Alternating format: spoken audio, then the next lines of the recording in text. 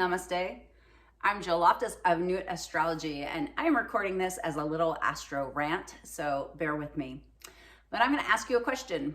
What are you doing with your life? Are you happy? Are you fulfilled?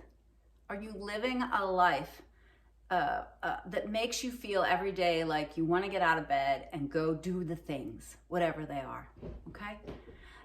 This is a big question. I have had so many clients lately who don't even know what happy or fun is. And I understand those things change as you evolve, right?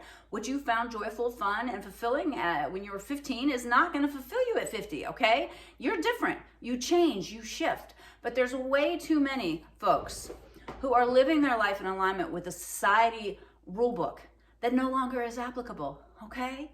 It is not, the purpose of life is not to get the most education you can afford and go into big debt to do it, get a job that pays the most money, accumulate as much stuff as you can, hopefully better than whoever the person next door has, and then die.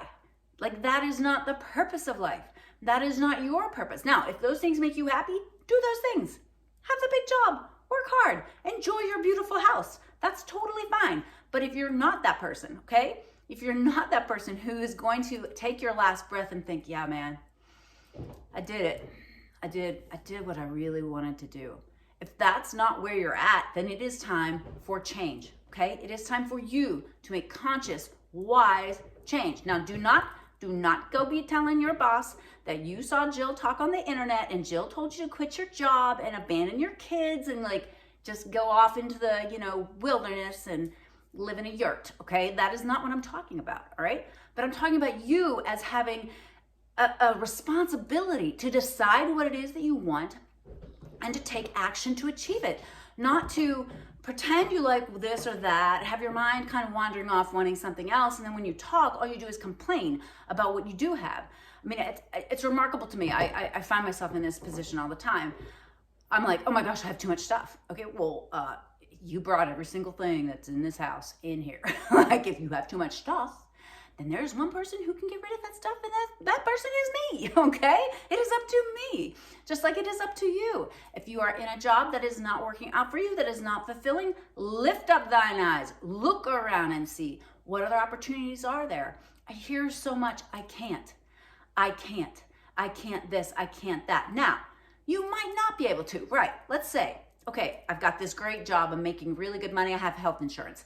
These are things we need, okay? You gotta eat. And health insurance is a great thing to have.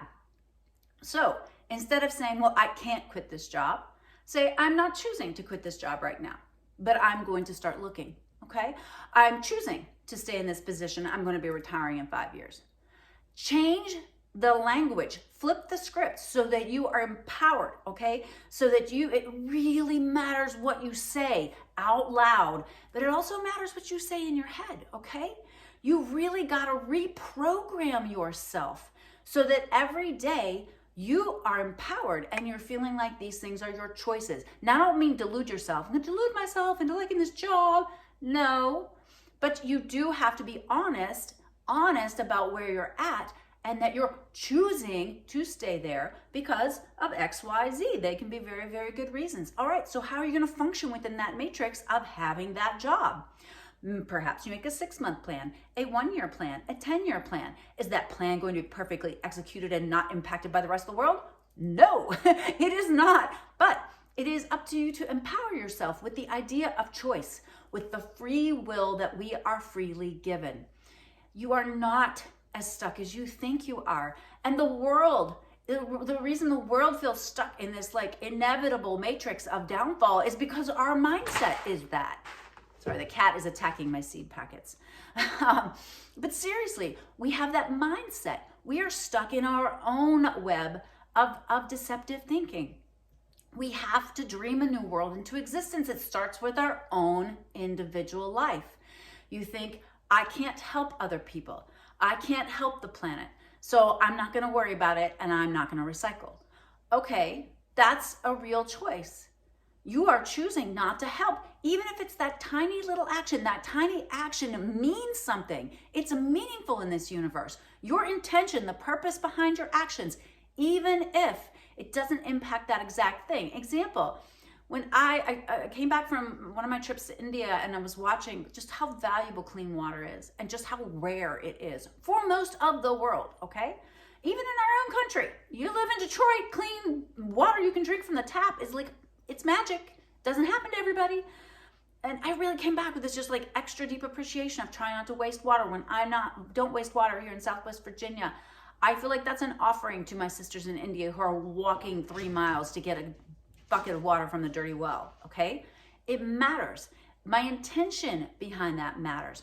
And then if I value water and I can pass that value of water on to others, it spreads. And then we all of a sudden start to honor and value this precious resource before it's gone, before it's all tainted, all right? See the individual impact that you have in your own world, and that by changing your own world, that is how we change the rest of the world.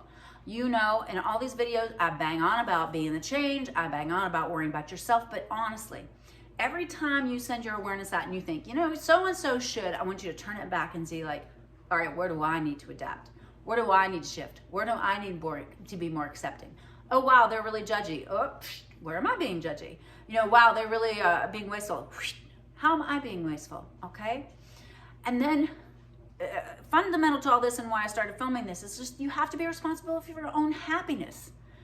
There's so many people I know who think somebody else is going to make them happy. Some set of circumstances is going to fulfill them. Some magical occurrence, and they'll just be happier. Happy takes work.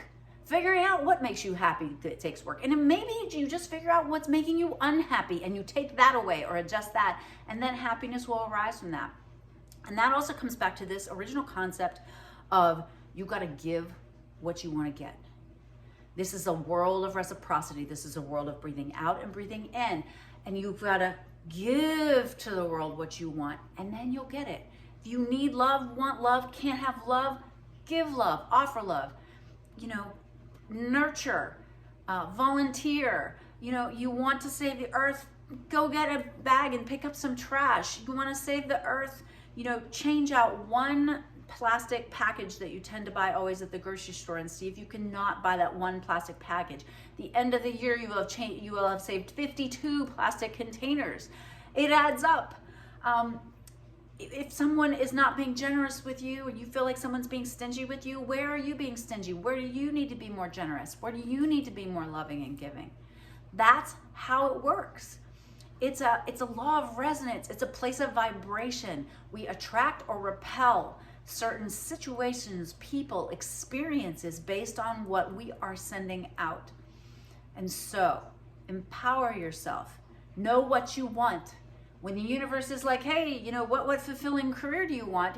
And all you think is money, then that's all you'll be focused on.